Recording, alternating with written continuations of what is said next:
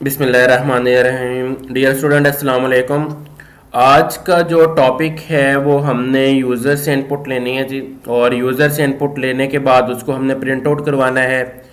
इससे पहले जो हमने इनपुट ली थी वो मैंने आपको बताया था, वो यूज़र डिफ़ाइन थी। यूज़र डिफ़ाइन में क्या होता है कि आपकी जितनी भी इनपुट आ रही होती हैं उसका सेम आंसर आ रहा होता है, वो आप किसी भी टाइम पर जाकर उसको यूज़ कर लें तो आपका सेम आंसर आएगा। ठीक है, एक तो वो चीज़ हमने देखनी है। इसके अलावा आज हमने जो टॉपिक देखना है वो एंडल का देखना है, सेट डब्ल्यू का हमने देखना है, मॉडुलस के बारे में जो आज हमने डिस्कस किया था वो चीज़ हम देखेंगे यहाँ पे।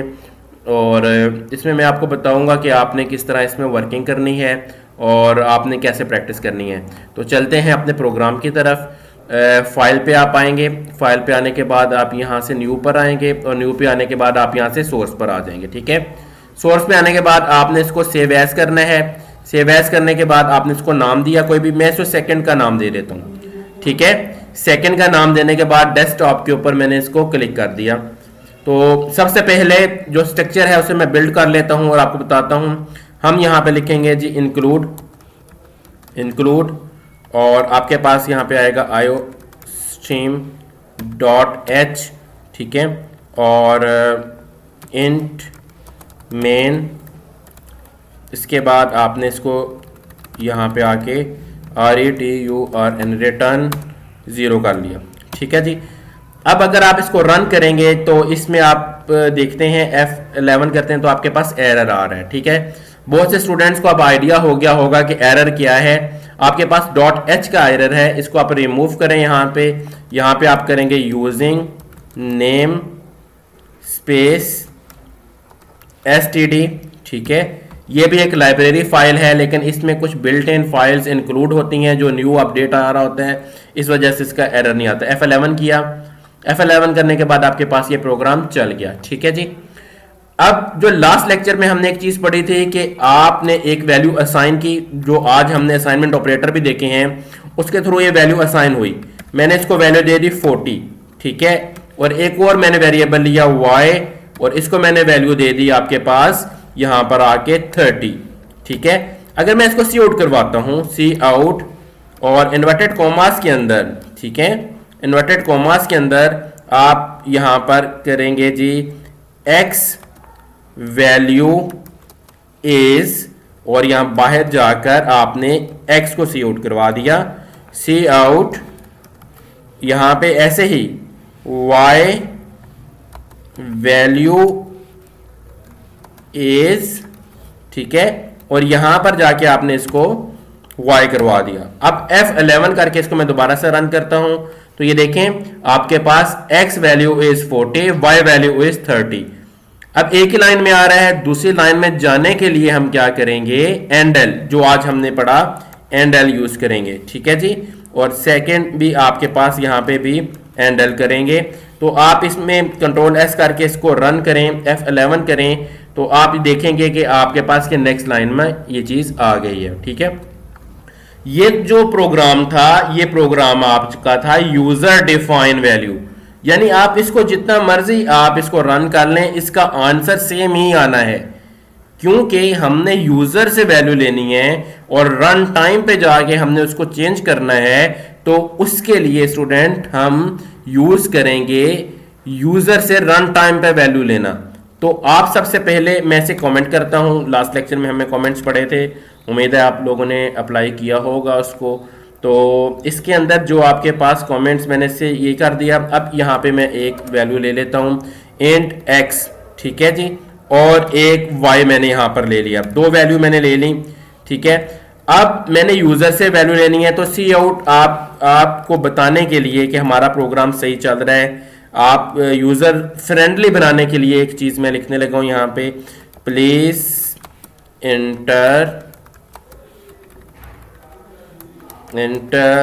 The value of x is. ठीक है, ये आपके पास x इज आ गया, और इसके बाद आपने यहाँ पे सी इन करवानी है, किसकी वैल्यू, x की वैल्यू। सेम इट इज, ऐसे ही आपके पास इसको आप कॉपी करेंगे, कॉपी करने के बाद आप इसको यहां पे पेस्ट करेंगे, यहाँ से मैं इसे कॉपी कर लेता हूँ, ठीक है जी, copy copy copy, good, copy कर लिया। और कॉपी करने के बाद मैं इसको यहाँ पर पेस्ट कर लेता हूँ और इसको मैं यहाँ पे आकर y कह देता हूँ, ठीक है, y इज, और यहाँ पे आपके पास जो सेकंड वाली वैल्यू आएगी c इन y, ठीक है। और मैंने इसको यहाँ पर नीचे सी आउट भी करवा रहा हूँ, F11 करेंगे। अब ये देखिएगा कि मुझसे पहले x की वैल्यू ले रहा है, मैं इसको 34 वैल्यू देता हूँ, मैं इसको 78 वैल्यू देता हूँ, ठीक है जी, दो वैल्यू दे दी। अब सी आउट करता हूँ तो 34 एंड 78 इसने वैल्यू इसका सी आउट कर दिया, ठीक है। प्रोग्राम को कैंसिल किया, मैंने दोबारा से रन किया, दोबारा से रन करता हूं तो मैं इसको 34 सॉरी मैं इसको अब यहां पर आकर 100 वैल्यू देता हूं, ठीक है, और यहां पे मैं 45 वैल्यू देता हूं। देखिए हर बार वैल्यू चेंज हो रही है, ये चीज समझा रहा था मैं। जो यूजर डिफाइन है उसमें आपके पास जो वैल्यू आएगी वो यूजर डिफाइन है, वो आपके पास कभी चेंज नहीं होगी। ये रन टाइम पर है, ये हर बार चेंज हो रही है। ये चीज, ये कॉन्सेप्ट आपने देखना है और इसके ऊपर आपने काम करना है। इसको आप प्रैक्टिस कीजिएगा, जो चीज समझ नहीं आती वो काइंडली आप मुझसे पूछिएगा, मैं आपको इसके बारे में बताऊंगा। तो नेक्स्ट टॉपिक जो हमारा आज सेकंड यूज हुआ था वो था जी सेट डब्ल्यू की कमांड हम कैसे यूज करते हैं, ठीक है। तो मैं इसको कमेंट कर देता हूं, कमेंट, क्योंकि आपको पता है कि कमेंट जो है वो कोड का हिस्सा नहीं होता, तो इस वजह से हम इसे कमेंट करते हैं। और कमेंट करने के बाद नेक्स्ट प्रोग्राम हम यहाँ से रन करना स्टार्ट करते हैं। प्रोग्राम बार बार उसका वो स्ट्रक्चर लिखने से अच्छा है आप यहाँ पे कमेंट्स करके और इसको यूज़ करें, ठीक है। अब सेकंड हम यहाँ पे लिखते हैं सी आउट, ठीक है।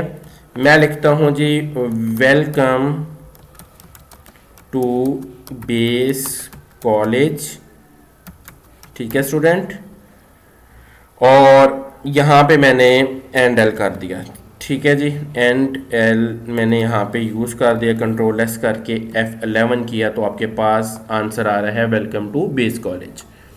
अब आपने करना क्या है, मैं ये चाहता हूँ कि ये जो बेस कॉलेज के दरमियान में स्पेस है ना, ये 25 है, मतलब कि ये थोड़ा सा आगे करके आए, ठीक है।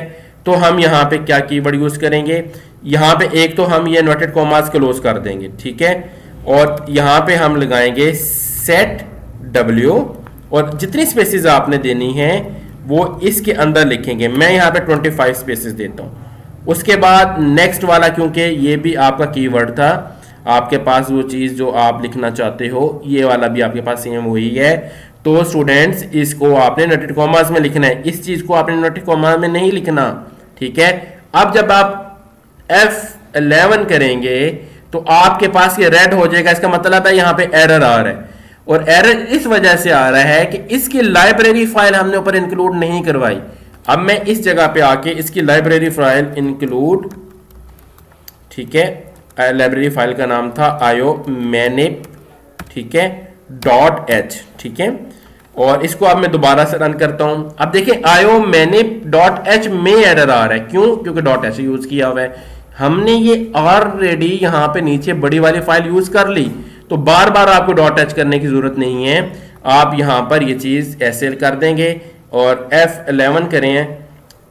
आपके पास इसे कंट्रोल एस, सॉरी मैंने नहीं किया, ठीक है जी, io_manip और इंक्लूड iostream, ठीक है। और ये मेरे पास एक और, सॉरी यहाँ पर एक मिस्टेक आ रही है, ये मैंने ना ब्रैकेट सही नहीं लगाई थी, अभी एरर इसलिए आ रहा था आपका, ब्रैकेट्स मैंने ये वाली लगानी है, ठीक है। और यहाँ पे आप F11 करें तो अब आपके पास जो ये नीचे आ रहा है सेट W25, और ये ऊपर आपके पास इंक्लूड INCLUDE, स्पेल तो सही है, और एंडल, और आपके पास ये सी आउट, एरर देखते हैं कहाँ पे है, सेट W25, और ये चीज़ आपके पास ये आ गई, और इसको आप ना थोड़ा सा आगे कर लें, ठीक हो गया।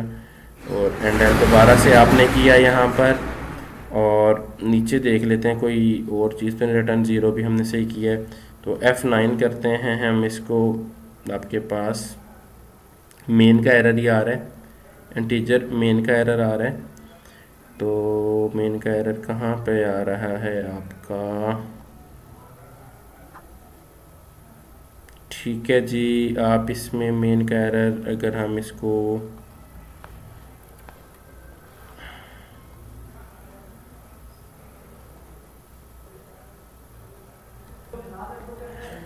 तो हम इसको रन करेंगे जब आपने देखा कि मैंने यहाँ पे वेलकम टू बेस, ठीक है, वेलकम टू बेस के बाद सेट W और 20 किया और उसके बाद ये मैंने कर दिया F11 करूँगा मैं।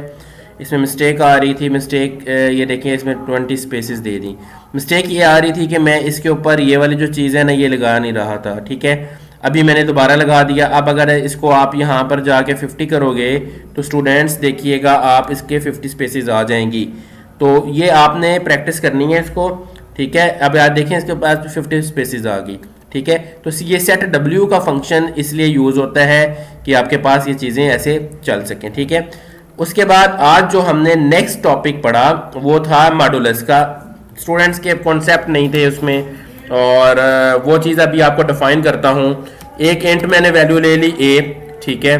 a को मैंने कह दिया वो मेरे पास है जी 30, ठीक है। एक इंट वैल्यू मैंने ले ली b, ठीक है। b मेरे पास है फॉर एग्जांपल 6, ठीक हो गया।